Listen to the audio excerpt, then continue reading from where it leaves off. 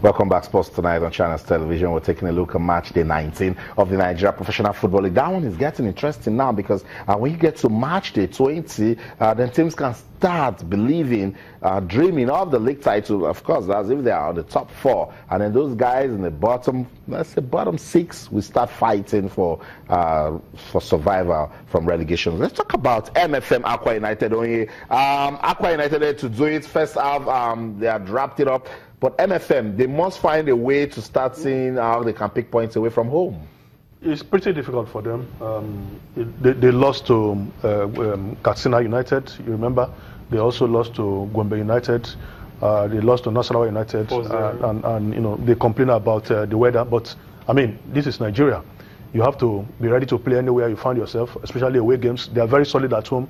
But they've shipped in a lot of goals at away games. So I think Ilechku will have to look at his strategy and find a way of coming up with tactics to get some points away if they really want to win the league. Because when you get to the second stanza, a lot of things start happening. You know, teams, they are going to make some recruitment.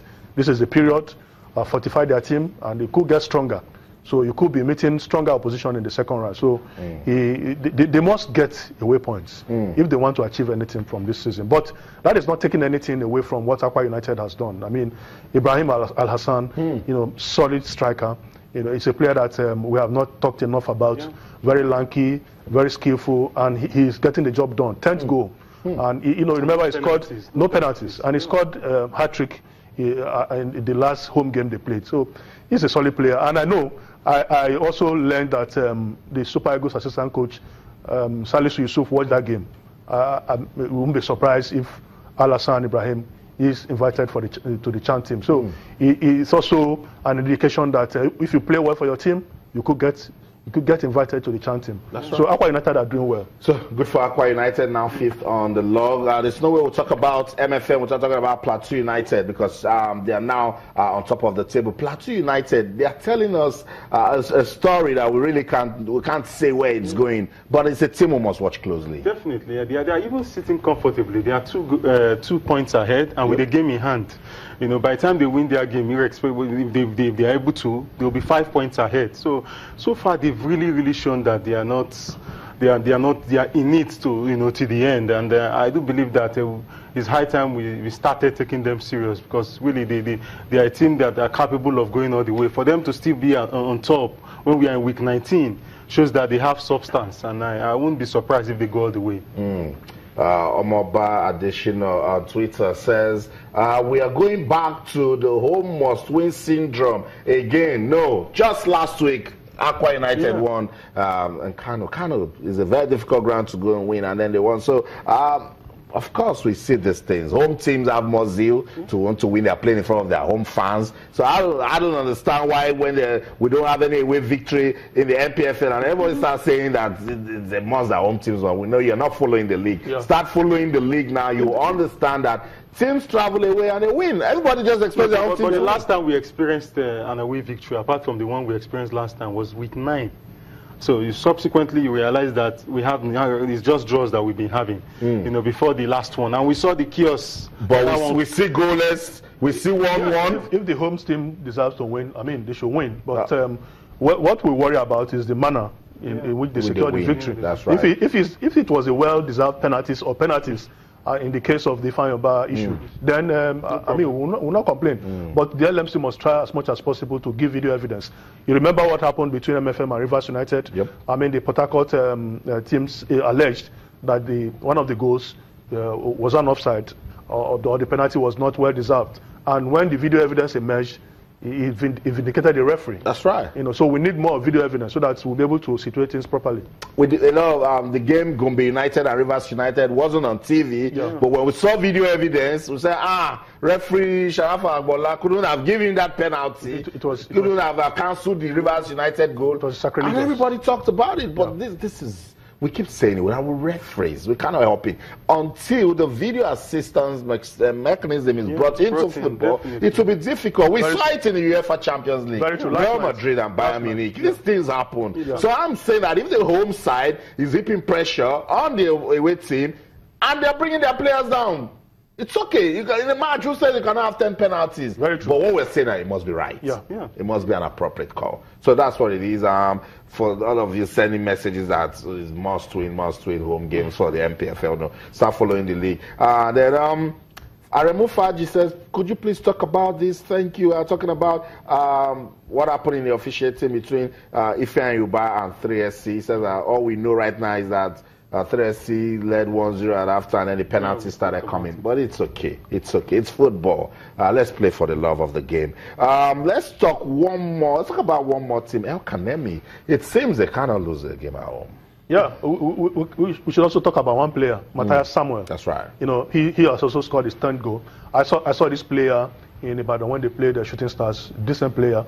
You know, from the way he has performed, very skillful. Even in the middle of the park, very strong and very physical on the ball. So these are some of the players I know that the charm handlers will be looking at. He has scored his 10th goal. Academy has maintained 100% record at home. Wow. Very formidable, picking their points at home. You know, very key. And they also went to Umuahia and beat Abia Warriors. That led to the sack of Okeamodi. So a team that has showed a lot of ambition. We just pray they continue to sustain the momentum. Maybe they could sign 1 or 2 players when the window opens during the mid-season, and who knows, they could get a continental ticket. Okay, so that's it with the Nigeria Professional Football League. Some of the games we saw from Matchday 19 of the league has got us talking. Home teams won today because they deserve to win. Let's just quickly.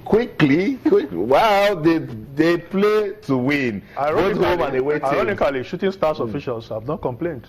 So, but we're waiting. We know by tomorrow we'll start getting reports. But it's okay.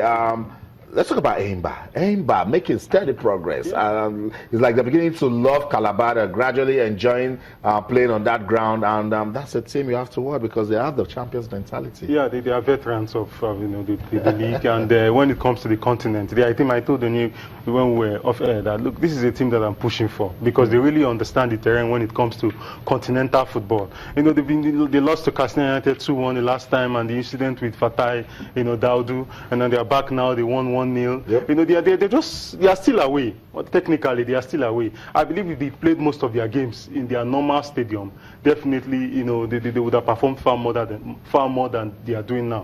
But I do believe in Aimba. They are gradually climbing up the ladder. It's a team that I really want to excel, to get to the top 4 or even get a continental ticket because they know how to navigate the regime. Aimba, that's it. Well, still MFM, but I really like Aimba. Okay, so where was MFM versus Aimba? Where will you put your money? It depends on the venue, man. It will be neutral. His money will be in his pocket. Oh, he will support MFM in the first half. And support Aimba in the second half. So that's what it is. Aimba, they have played 19 games. They're 7th on the log with 28 points. Watch them closely because, as Joseph said, they're a decent team. We call them veterans of the league, so they understand what it means to win. We'll continue to monitor games in the Nigeria Professional Football League, but we invite you to also love the league, support the league in your own way. You can go out there, you can watch whenever there's a game going on, so you can also understand the issues. Particularly for those that think that we don't have away victory. So we're just flashing the table for you again to see a lot of competition going on. Just look at that from 11, 12, 13, 14. It can just keep changing depending on who is winning and who is not winning. So right now it's not sure for anybody, and that's why Enugu Rangers can say to themselves, if we start picking up the points now, we can be fine. So that's the league right there.